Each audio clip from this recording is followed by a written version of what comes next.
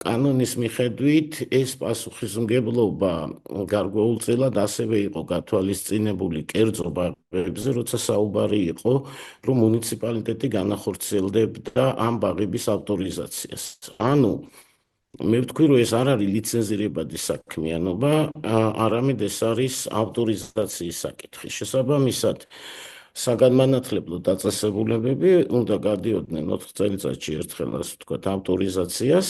ეს ისე უხეშად რომ ვთქვათ, ანუ ეს პროცესი ნიშნავს, რომ დაწესებულება უნდა შემოწმდეს სხვადასხვა კუთხით, როგორი არის დაცული სხვადასხვა სტანდარტები, მათ შორის უსაფრთხოების სტანდარტი.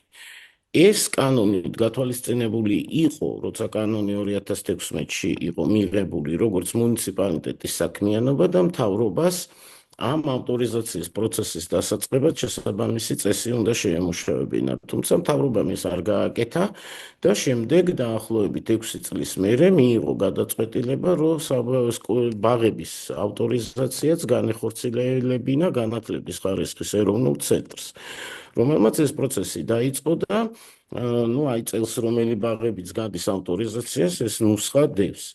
ამ ნუსხაში არის კერძოც და საჯარო ბაღებიც, შესაბამისად, კერძო და საჯარო ბაღებში რომ იყოს დაცული ყველანაირი სტანდარტი, ამაზე პასუხისმგებლობა დაეკისრება განათლების ხარისხის ეროვნულ ცენტრს მას შემდეგ, რაც ეს ბაღი გაივლის ავტორიზაციას.